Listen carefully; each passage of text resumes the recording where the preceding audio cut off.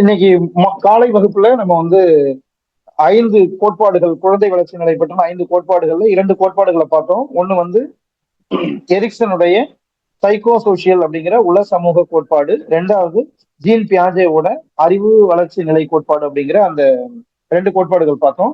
இப்ப மீதம் இருக்கிற 3 கோட்பாடுகள் இருக்கு. அதுல 3வதாக இருக்கக்கூடிய கோட்பாடு எது அப்படின்னு பாத்தீங்கன்னா மாரல் டெவலப்மெண்ட் அப்படிங்கிற கோட்பாடு, ஒழுக்க வளர்ச்சி கோட்பாடு அப்படிங்கிற கோட்பாடு. இது கோல்பர்க் அப்படிங்கிற ஒரு அமெரிக்க உளவியல் அறிஞரால் சொல்லப்பட்டது. இந்த கோட்பாடு அமெரிக்க உளவியல் அறிஞர் லாரன்ஸ் கோல்பர்க், அதுதான் அவரோட பேரு. நான் ஸ்கிரீன் அந்த அந்த பார்ட்ல இருந்து நான் ஷேர் பண்றேன்.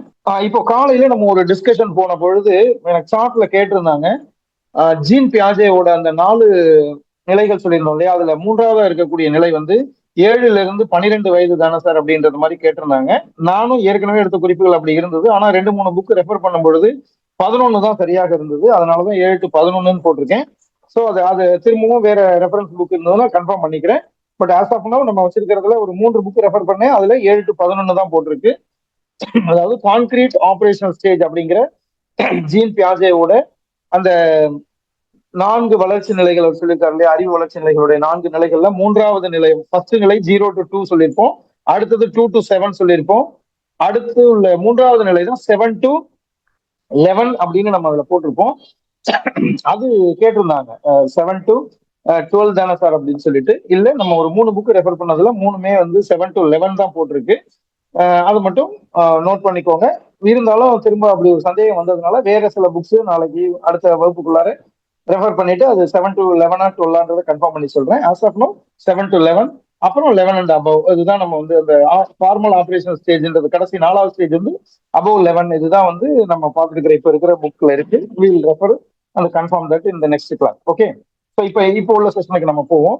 இந்த மாரல் டெவலப்மெண்ட் அப்படிங்கிற இந்த கோல்பர்கோட இந்த கோட்பாடு, இப்படி ஒரு பிரின்சிபல் அவர் சொல்லியிருக்காரு, இந்த தியரி அவர் சொல்லியிருக்காரு. அமெரிக்க உளவியல் வல்லுநர் லாரன்ஸ் கோல்பர்க் இவருடைய பேரு. இவரு 1958 1958ல நம்ம ஏற்கனவே பார்த்த ஜீன் பியாஜேவோட அந்த அறிவு வளர்ச்சிக்கான கோட்பாடு இருக்கு இல்லையா, அந்த கோட்பாடை அடிப்படையாக வச்சுட்டு சில ஆராய்ச்சிகளை மேற்கொள்றாரு. என்ன ஆராய்ச்சி அப்படின்னு பாத்தீங்கன்னா, இந்த அறிவு வளர்ச்சிக்கான அந்த கோட்பாடு மனிதர்களுடைய ஒழுக்க சிந்தனை மற்றும் நியாயப்படுத்தும் திறனை எப்படி இம்பாக்ட் பண்ணுது, இந்த ரெண்டுக்கும், ஒழுக்க சிந்தனை அப்படிங்கிற அந்த மாரல் திங்கிங், அந்த மாரல் திங்கிங்கும் அடுத்தது நம்ம எது செஞ்சாலும் நம்ம செஞ்சா அது ரைட்டுன்னு நியாயப்படுத்தணும் இல்லையா, அந்த 2 விஷயத்தையும் இந்த அறிவு வளர்ச்சி அப்படிங்கிற அந்த ஸ்டேஜஸ் எப்படி இம்பாக்ட் பண்ணுது அப்படிங்கிறத அவர் வந்து ஆராய்ச்சி பண்ணாரு. அந்த ஆய்வுக்காக அவர் என்ன பண்ணாரு அப்படின்னா, சில குழந்தைகளுக்கு ஒழுக்க சிக்கல்கள் நிறைந்த கதைகளை எல்லாம் சொல்லி, அதை தான் நம்ம என்ன சொல்றோம்னா மாரல் டிலமாஸ் சொல்றோம். அதாவது நேர்மைக்கு சோதனை வரக்கூடியது மாதிரியான, ஒழுக்கத்துக்கு சோதனை வரக்கூடியது மாதிரியான சில கதைகளை எல்லாம் சொல்லி, அது மூலமா இவங்க எப்படி வந்து ரியாக்ட் பண்றாங்க அந்த குழந்தைகள் அப்படின்னு, அப்படி அவங்க ரியாக்ட் பண்றதை வச்சுட்டு அவர்களுடைய ஒழுக்க வளர்ச்சி அறிவு வளர்ச்சியோட ஒருங்கிணைத்து பார்க்கும் பொழுது ஒழுக்க வளர்ச்சி எப்படி இருக்கு அப்படிங்கிறத அவர் கொண்டு வர்றாரு. சோ அப்படி அவர் செஞ்ச கதைகள், நிறைய கதைகள் சொன்னதுல புகழ்பெற்ற கதையாக சொல்லப்படுகிற கதை எது அப்படின்னு பாத்தீங்கன்னா ஹைன்ஸ் டிலமா அப்படிங்கிற ஒரு கதை. ஹைன்ஸ் டிலமா அந்த கதை எப்படின்னா, இறக்கும் தருவாயில் இருக்கிற தன்னுடைய மனைவியை காப்பாற்றுவதற்காக அது உரிய மருந்துகளை கூட வாங்கி கொடுக்க முடியாத அளவுக்கு ஏழ்மை நிலையில அந்த ஹைன்ஸ்ன்றவர் இருக்காரு. சோ அப்ப அவர் என்ன பண்றாரு அப்படின்னா, அவங்களை காப்பாத்துறதுக்காக மருந்து வாங்க என்ற பணமும் இல்ல, எப்படியாவது அந்த மருந்தை வாங்கி கொடுத்து அவங்களை காப்பாற்றணும் அப்படின்னும் பொழுது அந்த மருந்து கடையில திருடுறது நல்லது முடிவு பண்றாரு. எப்படியாவது மனைவியை காப்பாற்றணுன்றதுக்காக அப்படி செய்யறாரு. சோ இப்போ இந்த மாதிரியான கதையை சொல்லி அவர் என்ன பண்றாருன்னா, குழந்தைகள்கிட்ட இப்போ அவர் செஞ்சது நியாயமா அப்படின்னு ஒரு கொஸ்டினை கேட்கிறாரு. அப்ப குழந்தைகளுடைய திங்கிங் எப்படி இருக்கு அப்படிங்கறத ஆராய்கிறார். இது வந்து கிட்டத்தட்ட பாத்தீங்கன்னா நம்ம வந்து இந்த ஓப்பன் எண்டட் கொஸ்டின்ஸ் அப்படின்னு நம்ம சொல்லுவோம் இல்லையா, சரி தவறு அப்படிங்கிறது இல்ல, இது அவர்களுடைய மனநிலையை வெளிப்படுத்தக்கூடிய ஒரு பண்பு தான் அது. அந்த ஓப்பன் எண்டட் கொஸ்டின்ஸோட மெயினான இது என்னன்னு பாத்தீங்கன்னா, வேற ஒரு சாப்டர் வரும்போது நம்ம ஓப்பன் எண்டட் கொஸ்டின்ஸோட இம்பார்ட்டன்ஸ் பத்தி நம்ம நிறைய பேச போறோம்.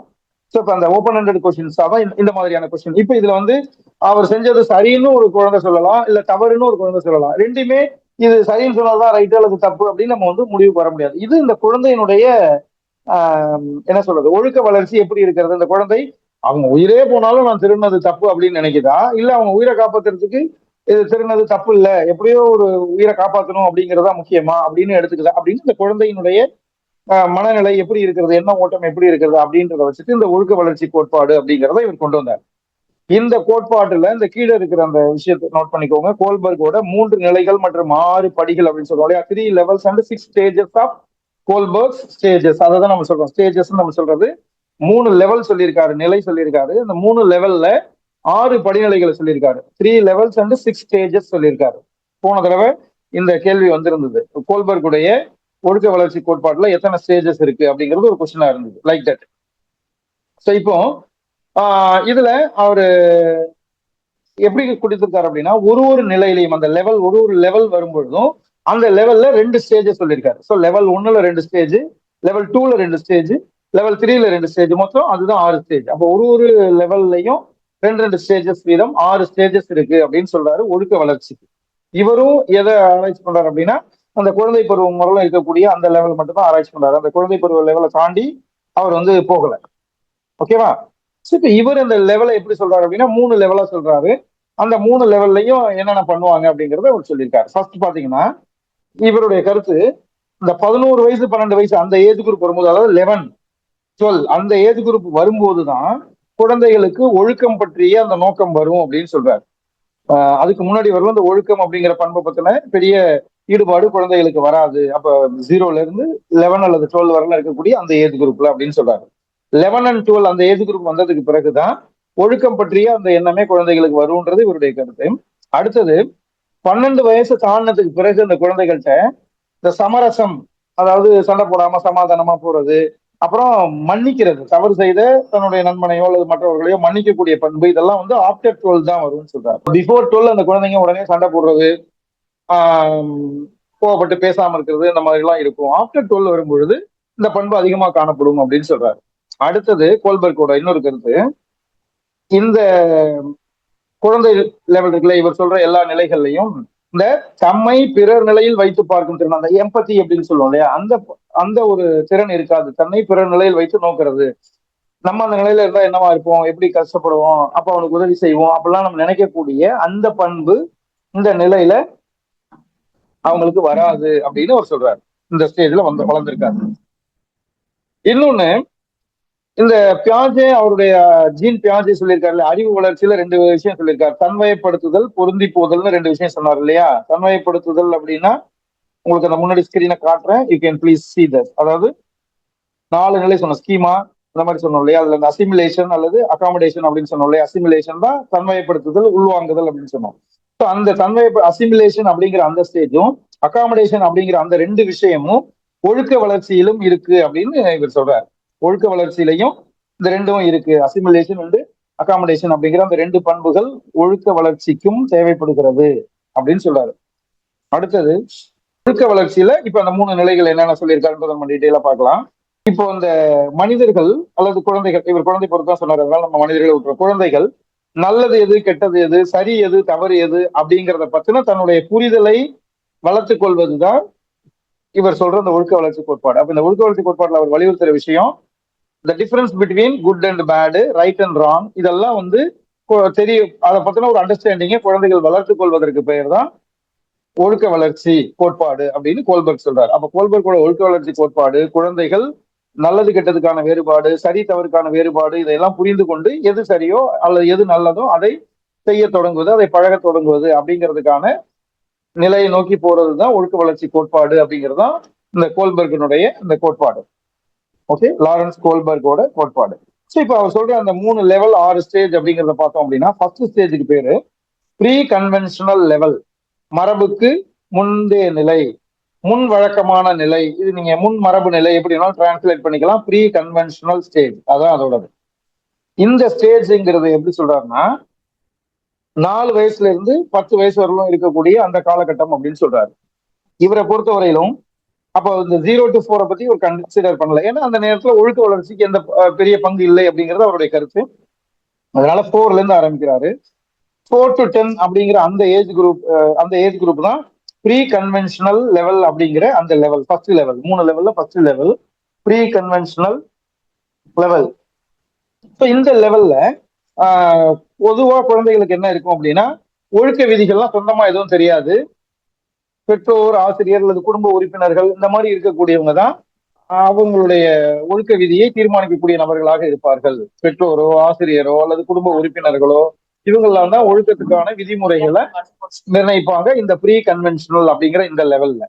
இப்ப இந்த லெவல்ல 2 ஸ்டேஜ் அவர் சொல்லியிருக்காரு, 2 படிகள் சொல்லியிருக்காரு. ஒண்ணு ஒபீடியன்ஸ் அண்ட் பனிஷ்மெண்ட் அப்படின்றாரு, தண்டனை மற்றும் கீழ்ப்படிதலை எதிர்நோக்குதல் அப்படிங்கிற நிலை. தண்டனை அண்ட் கீழ்ப்படிதல் அப்படின்னு வச்சுக்கோங்க. என்னன்னா இந்த நிலையில தண்டனை கிடைக்காம இருக்கணும், நமக்கு தண்டனை எதுவும் வரக்கூடாது அப்படின்றதுக்காக மட்டுமே குழந்தைகள் வந்து கட்டளைகளுக்கு கீழ்ப்படிவார்கள். ஆசிரியர் சொன்னதா இருந்தாலும் சரி, பெரியவங்க சொன்னதா இருந்தாலும் சரி, பெற்றோர்கள் சொன்னதா இருந்தாலும் சரி, அந்த கட்டளைகளுக்கு தண்டனையிலிருந்து தப்பிக்கிறதுக்காக மட்டும்தான் கட்டளைக்கு கீழ்ப்படிவார்கள் அப்படின்றது ஒரு கருத்து சொல்றாரு. இதுதான் ப்ரீ கன்வென்ஷனல் அப்படிங்கிற அந்த ஃபர்ஸ்ட் லெவலோட ஃபர்ஸ்ட் ஸ்டேஜான ஒபீடியன்ஸ் அண்ட் பனிஷ்மெண்ட் அப்படிங்கிற அந்த ஸ்டேஜ், ஃபர்ஸ்ட் ஸ்டேஜ். அப்போ அவங்களை பொறுத்தவரையிலும் ஒரு செயலை செஞ்சு அந்த செயலுக்கு தண்டனை கிடைச்சிருச்சு அப்படின்னா அது தப்பான செயல். தண்டனை கிடைக்கல அப்படின்னா அது தண்டனை கிடைக்கல அப்படின்னா அப்ப அது சரியான செயல் அப்படிங்கிற நிலை தான். இதுக்கு மேல அவங்களுக்கு வேற எதுவும் தெரியாது. ஜஸ்ட் தண்டனை அல்லது தண்டனை இல்லை அப்படிங்கிற அந்த லெவல் மட்டும்தான் அவங்களுக்கு தெரியும். அப்ப தண்டனையிலிருந்து தப்பிப்பதற்காக நம்ம சரியா என்ன சொல்றாங்களோ அதை செஞ்சிடணும். இப்ப நம்ம அந்த ஏர்லி ஸ்டேஜ்ல குழந்தைங்க ஒரு டெஸ்ட்டுக்கு படிச்சுட்டு வரதா இருக்கட்டும், அல்லது நம்ம பள்ளி அளவுல பார்ப்போம், ஹோம்ஒர்க் செஞ்சுட்டு வர்றது, அல்லது நம்ம சொல்ற செயல்பாடுகளை கரெக்டா செஞ்சுட்டு வர்றது, ஒரு ப்ராஜெக்ட் ஒர்க் கொடுத்தா செஞ்சுட்டு வர்றது அப்படின்னா இதெல்லாம் எதுக்காக அப்படின்னா ஆசிரியருக்கு வந்து தண்டனை கிடைக்க கூடாது, தண்டனையில தப்பிக்கணும் அப்படிங்கிறதுக்காக மட்டுமே செய்யப்படுகின்ற அந்த லெவல் இதெல்லாம். ஸோ இது ஃபர்ஸ்ட் லெவலினுடைய first stage, obedience and punishment அப்படிங்கிற அந்த ஸ்டேஜ். அடுத்தது இந்த லெவல் ஸ்டேஜ் லெவல் 1ஓட 2வது ஸ்டேஜ் என்ன அப்படின்னு பாத்தீங்கன்னா இண்டிவிஜுவலிசம் அண்ட் எக்ஸ்சேஞ்ச் அப்படின்னு சொல்றாரு. இண்டிவிஜுவல் அதாவது செல்ஃப் இன்ட்ரெஸ்ட், சுயநலம், இதெல்லாம் அந்த இடத்துல இருக்கும். அதாவது இதை செய்தா இதுல எனக்கு என்ன கிடைக்கும் அப்படிங்கிற அந்த லாபம் இருக்கும். இந்த பருவத்துலதான் நம்ம இந்த குழந்தைங்க எல்லாம் முன்னாடி கடைக்கு போக சொன்னா அதுக்கு ஒரு சாக்லேட் கொடுக்கறது, அல்லது அந்த வேலையை செஞ்சா அதுக்கு ஏதாவது ஒரு ரிவார்டு கொடுக்கறது அப்படிங்கறதெல்லாம் நம்ம ஆரம்பிச்சு வச்சது இந்த பருவத்துல இருக்கிற குழந்தைகள்ல தான். இப்போ குழந்தைகள் நண்பர்களுக்குள்ள கூட பாத்தீங்கன்னா ஏதாவது ஒண்ணு வேணும், எனக்கு ஒரு பேனாவை கொடு அப்படின்னா அந்த பேனா கொடுத்தா அதுக்கு அது பதிலா நீ எனக்கு முட்டாய் தருவியா, அல்லது நீ நேற்று எனக்கு முட்டாய் கொடுத்தா இந்த உனக்கு இன்னைக்கு நான் வந்து ஐஸ்கிரீம் தரேன், அந்த மாதிரி ஒரு எனக்கு இது கிடைச்சது இந்த லாபத்துக்காக நான் உனக்கு இந்த நன்மையை செய்யறேன் அப்படிங்கிற மாதிரியான மனப்பக்குவத்துலதான் இருப்பாங்க. அப்ப இதுல என்ன இருக்கும் அவங்களுக்கு அப்படின்னா இண்டிவிஜுவலிசம் அல்லது இன்ஸ்ட்ருமெண்டலிசம் அப்படின்னு சொல்றாங்க. அந்த செல்ஃப் இன்ட்ரெஸ்ட், அவங்களுடைய சொந்த நன்மையை மட்டுமே நோக்கக்கூடியதாக இந்த நிலை இருக்கும். இந்த 4 to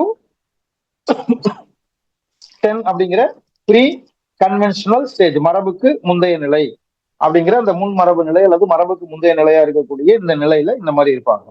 ஸோ இப்ப இந்த மரபுக்கு முந்தைய நிலையில 2 ஸ்டேஜ் இருக்கு, 2 படி இருக்கு. முதல் படி ஒபீடியன்ஸ் அண்ட் பனிஷ்மெண்ட், அதாவது தண்டனைக்கு பயந்துகிட்டு செயல்களை செய்யக்கூடியது ஒண்ணு.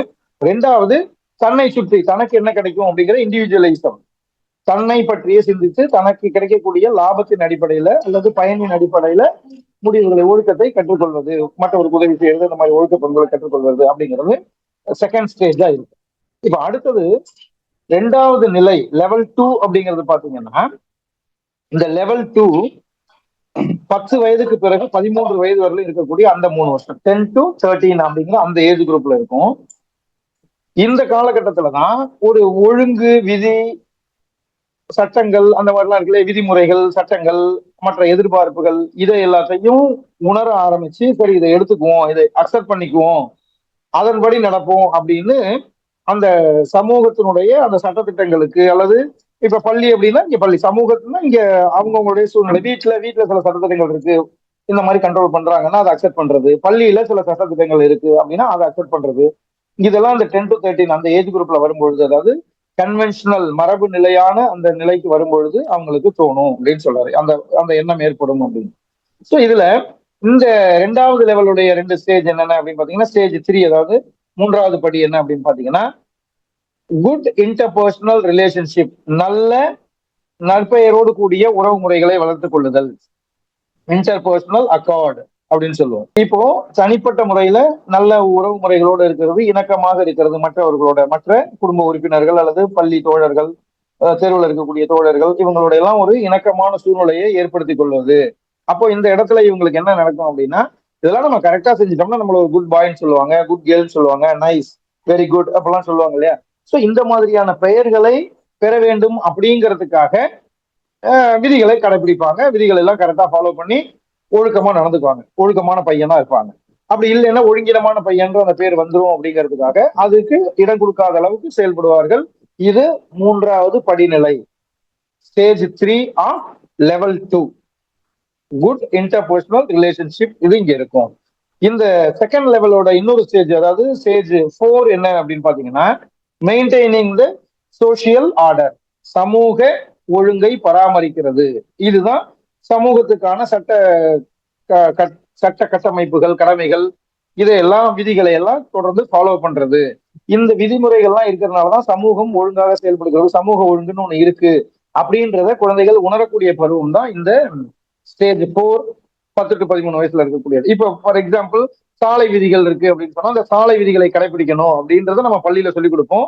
அப்புறம் அதை வந்து வளர்ந்தது பிறகு அதை மதிக்க மாட்டானா கூட இந்த ஸ்டேஜ்ல அதை கரெக்டா மதிக்கணும்ன்றது தோணும். இப்ப அவன் பெற்றோரோட அம்மாவோடய அப்பாவோடய டூ வீலர்லயே கார்லயே போறான் அப்படின்னா அப்ப வந்து சீட் பெல்ட் போடணும் அப்படின்னா அவங்க செய்யாம இருந்தா கூட அந்த குழந்தை சொல்லும் அந்த இடத்துல, சீட் பெல்ட் போட்டு வண்டி ஓட்டணும், டூ வீலர்ல போறோம்னா ஹெல்மெட் போடணும், இந்த மாதிரி இடது பக்கமா போகணும், இந்த இண்டிகேட்டர் போடணும், இப்படி என்னென்னலாம் நம்ம சாலை விதிகளை சொல்லியிருக்கோமோ அந்த விஷயங்களை எல்லாம் குழந்தைகள் தன்னுடைய வீட்டில் உள்ளவர்களுடையும் பகிர்ந்து கொள்வார்கள், தெருவுல மற்றவங்களுடையும் அதெல்லாம் ஃபாலோ பண்ண ஆரம்பிப்பாங்க. ஏன்னா இப்பதான் அவங்களுக்கு இது எல்லாமே ஒரு, இப்ப இந்த சாலை விதிகள் அப்படின்னா ஒரு ஸ்மூத் ரோடு டிரான்ஸ்போர்டேஷனுக்காக தான் இதெல்லாம் இருக்கு அப்படின்றத உணரக்கூடிய பருவமாக இந்த ஸ்டேஜ் இருக்கும். அதனால இந்த ஸ்டேஜ் 4 மெயின்டைனிங் த சோசியல் ஆர்டர் அப்படிங்கிற அந்த ஸ்டேஜ் வந்து அவர்களிடத்துல ஒரு அந்த மாதிரியான ஒரு உணர்வை, அதாவது சமூக ஒழுங்கு கட்டுப்பாடு இதெல்லாம் பின்பற்றணும் அப்படிங்கிற அந்த எண்ணத்தை ஏற்படுத்தும். இது அவங்க மற்றவங்களையும் செய்ய வைப்பாங்க. அதனாலதான் நம்ம இந்த ஏஜ் குரூப்ல இருக்கிற குழந்தைகள்கிட்ட பெரியவங்களுக்கு சொல்ல வேண்டிய விஷயங்கள்லாம் நம்ம பள்ளிக்கூடத்துல சொல்லிக் கொடுப்போம். For example rain water harvesting பத்தி நம்ம பேசுவோம். இதுக்கு முன்னாடி நம்மளோட புக்ல எல்லாம் பாத்தீங்கன்னா ஃபேமிலி பிளானிங் பத்தி நம்ம ஒரு பாடம் வச்சிருப்போம். சிறிய குடும்பம் பெரிய குடும்பம் அந்த மாதிரிலாம் நம்ம வச்சிருப்போம். இப்போ நம்ம சுற்றுச்சூழல் பாதுகாப்பு, மரம் நடுறது, இந்த மாதிரி விஷயங்கள்லாம் ஏன் நம்ம இந்த ஏஜ் குரூப்ல இருக்கிற குழந்தைகளுக்கு பாடத்துல வைக்கிறோம், அதை பத்தி பேசுறோம்.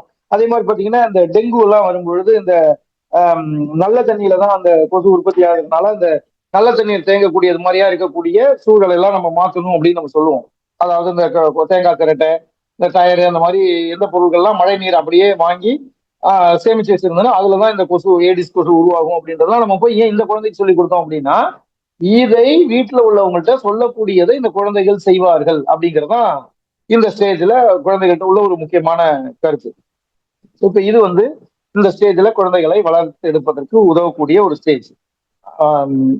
லெவல் 2ல இருக்கக்கூடிய 4th stage maintaining social order அப்படிங்கிற அந்த ஸ்டேஜ். அடுத்தது சொல்லக்கூடியது 3வது லெவல். இந்த லெவலுக்கு பேரு போஸ்ட் கன்வென்ஷனல். அப்ப pre conventional, conventional, post conventional 3 stage தான் சொல்லியிருக்காரு. அதுல ப்ரீ கன்வென்ஷன்ல 2 சொல்றாரு. ஒன்னு பனிஷ்மெண்ட்டுக்காக, பனிஷ்மெண்ட்டை தவிர்ப்பதற்காக விதிகளை கடைபிடிக்கிறது தான் ஃபர்ஸ்ட் இருக்கும் அப்படின்னு சொல்றாரு. 2வது செல்ஃப் இன்ட்ரெஸ்ட், அந்த ஈகோ சென்ட்ரிக்கா, இண்டிவிஜுவலைசேஷன், தன்னை முன்னிலைப்படுத்தக்கூடியதான நிலை இருக்கும் அப்படின்னு சொல்லியிருக்காரு. இந்த இது ப்ரீ கன்வென்ஷனல் ஸ்டேஜ்ல, அதாவது 4 to 10 அப்படிங்கிற அந்த ஏஜ்ல. அடுத்தது கன்வென்ஷனல் ஸ்டேஜ், மரபு நிலை அப்படிங்கிறது வந்து 10 to 13 அந்த ஏஜ் குரூப். இதுல 2 லெவல் என்ன சொல்றாரு அப்படின்னா, ஒண்ணு வந்து நல்ல பெயரை எடுக்கிறதுக்காக இன்டர்பர்சனல் ரிலேஷன்ஷிப்பை நல்ல விதமா மெயின்டைன் பண்ணுவாங்கன்றது ஒரு ஸ்டேஜ். 2வது ஸ்டேஜ் வந்து சோசியல் ஆர்டரை மெயின்டைன் பண்றதுங்கிற ஒரு ஸ்டேஜ். ஸோ இந்த 2 சொல்லியிருக்காரு. இப்ப 3வது நிலை என்ன சொல்றாரு அப்படின்னா போஸ்ட் கன்வென்ஷனல் லெவல், மரபுக்கு பிந்தைய நிலை. இந்த மரபுக்கு பிந்தைய நிலை பாத்தீங்கன்னா 13 அண்ட் அபவ், அதுக்கு மேல இருக்கக்கூடிய முதிர்ந்த பருவம். ஃபார் எக்ஸாம்பிள் 18 to 20 அந்த ஏஜ் குரூப் வரும் இருக்குதுன்னு வச்சுக்கோங்க.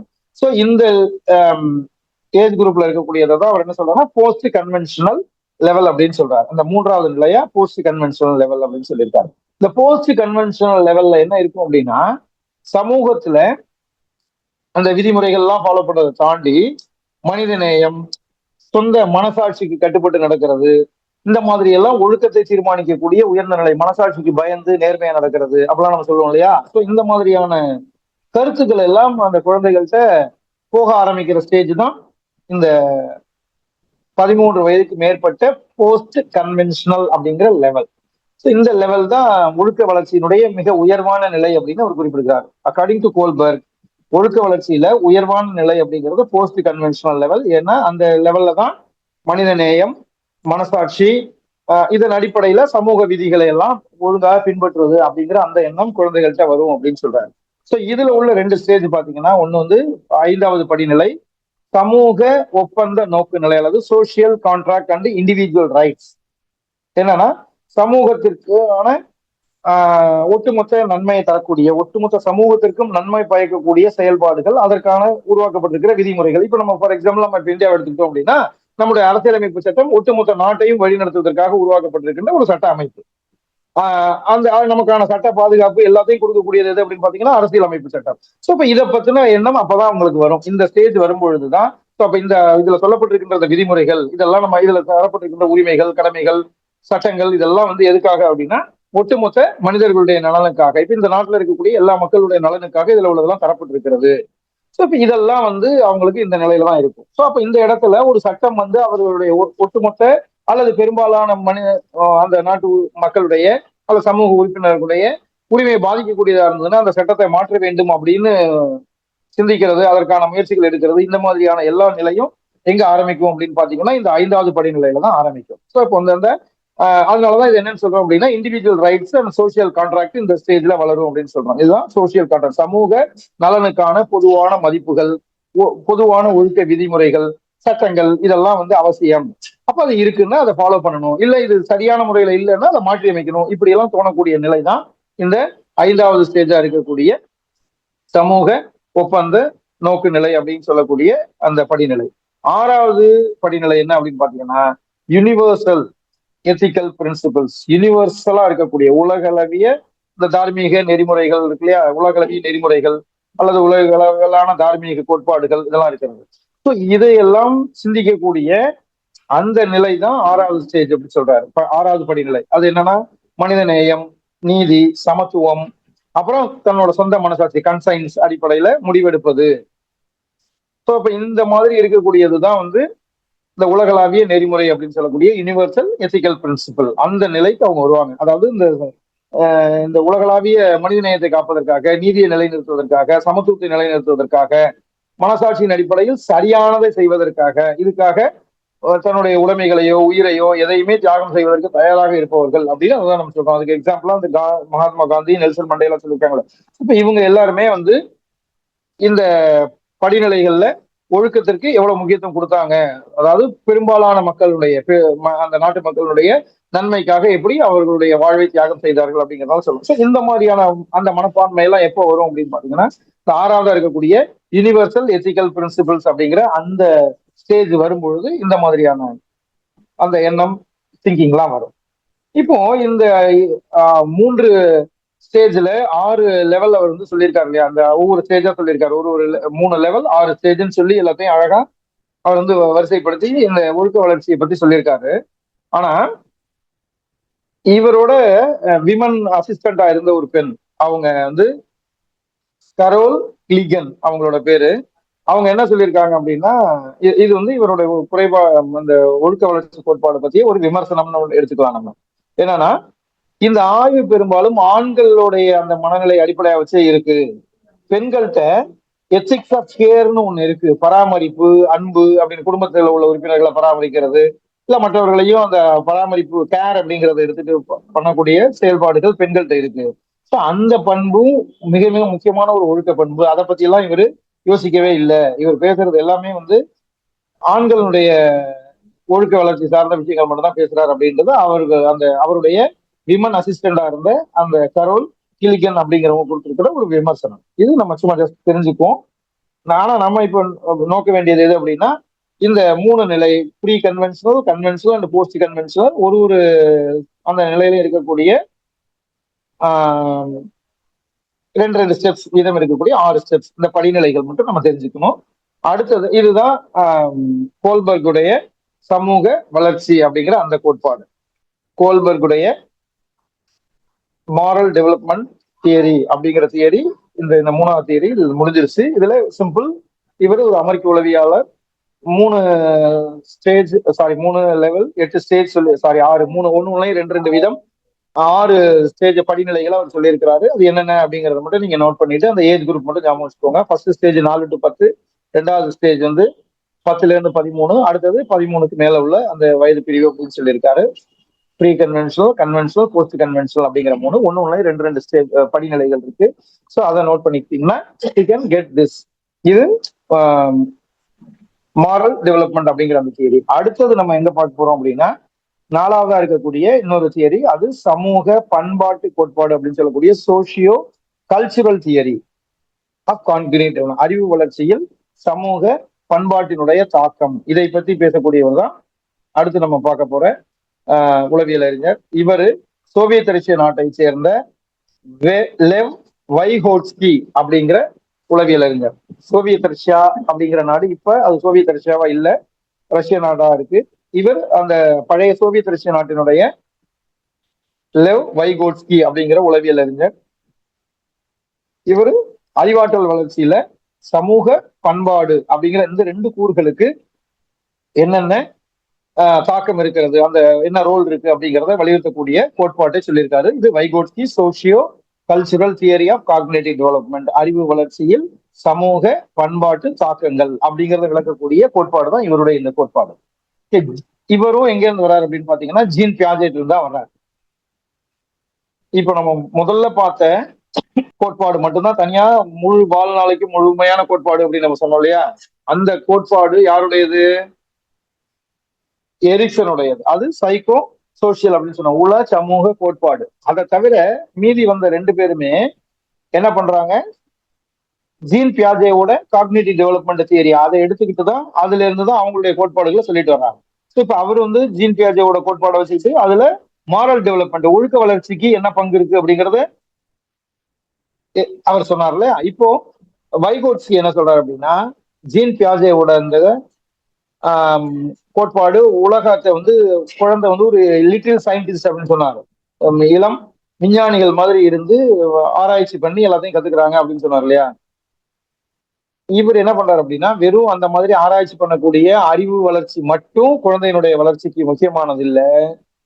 ஒரு குழந்தையோட அறிவாற்றல் வளர்ச்சிக்கு அவனுடைய சமூகம், பண்பாடு, மொழி, இது எல்லாமே முக்கிய காரணிகள் அப்படின்னு இவர் சொல்றாரு. அதை அவர் நிறுவன கோட்பாடு தான் வைகோட்ஸ்கியோட அந்த சோசியோ கல்ச்சுரல் தியரி அப்படிங்கிற அந்த தியரி. அந்த குழந்தையினுடைய சமூகம், இந்த குழந்தையினுடைய பண்பாடு, எந்த பண்பாட்டில் அந்த குழந்தை வளர்கிறது, அப்புறம் அந்த குழந்தை பேசக்கூடிய மொழி, இந்த மூணு சொசைட்டி, கல்ச்சர் அண்ட் லாங்குவேஜ், இந்த மூணுக்குமே குழந்தை வளர்ச்சியில குழந்தையினுடைய அறிவு வளர்ச்சியில பங்கு இருக்கிறது அப்படின்றத நிறுவக்கூடிய கோட்பாடு தான் வைகோட்ஸ்கியோட socio cultural theory of cognitive development அப்படிங்கிற இந்த தியரி. ஸோ இப்போ இந்த தியரியில அவர் 3 விஷயங்களை மெயினா வலியுறுத்துறாரு. கோட்பாட்டின் 3 தூண்கள் அப்படின்னு அதை தான் அவர் சொல்றாரு. என்ன 3 தூண் அப்படின்னு பாத்தீங்கன்னா, சோசியோ இன்ட்ராக்ஷன், சமூகத்துல உள்ள மற்றவர்களோடு குழந்தை தொடர்பு கொள்ளக்கூடிய அந்த சோசியல் இன்டராக்ஷன், சமூக தொடர்பு. இப்போ அந்த குழந்தை உள்ள பெற்றோர், மற்ற பெரியவங்க, பள்ளிக்கூடத்துக்கு போகும்போது ஆசிரியர்கள், அப்புறம் பள்ளியில் இருக்கக்கூடிய மற்ற பியர் குரூப், மற்ற மாணவர்கள், சக மாணவர்கள், இவர்களோடு பழகும் பொழுது அவருடைய கற்றல் மற்றும் சிந்தனை வேகமா நடக்குது.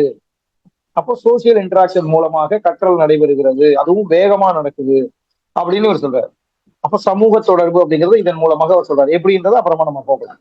பண்பாடு, எந்த பண்பாட்டுல அந்த குழந்தை வளர்கிறதோ அந்த பண்பாட்டுல இருக்கக்கூடிய நடைமுறைகள், நம்பிக்கைகள் மற்றும் கருவிகள், இதெல்லாம் அந்த குழந்தையினுடைய சிந்தனையை வடிவமைக்கின்றன. Shaping the thinking. இப்போ ஒரு குழந்தை ஒரு பண்பாட்டுல இருக்குன்னா அந்த பண்பாடு சார்ந்த, அந்த கலாச்சாரம் சார்ந்த அல்லது அந்த மதம் சார்ந்த புத்தகங்களை அந்த வீட்டுல அந்த குழந்தைய படிக்க வைப்பாங்க. அதை படிக்கும் பொழுது அது சார்ந்த கோட்பாடுகளை, நம்பிக்கைகளை, அது சார்ந்த விஷயங்களை அந்த குழந்தை தெரிந்து கொள்கிறது. அப்போ அந்த குழந்தையினுடைய அறிவு வளர்ச்சியில, சிந்தனை வளர்ச்சியில இந்த பண்பாடு ஒரு முக்கிய பங்கை வகிக்கிறது அப்படின்றதே அவர் சொல்றாரு. Culture plays a vital role in cognitive development அப்படின்றது.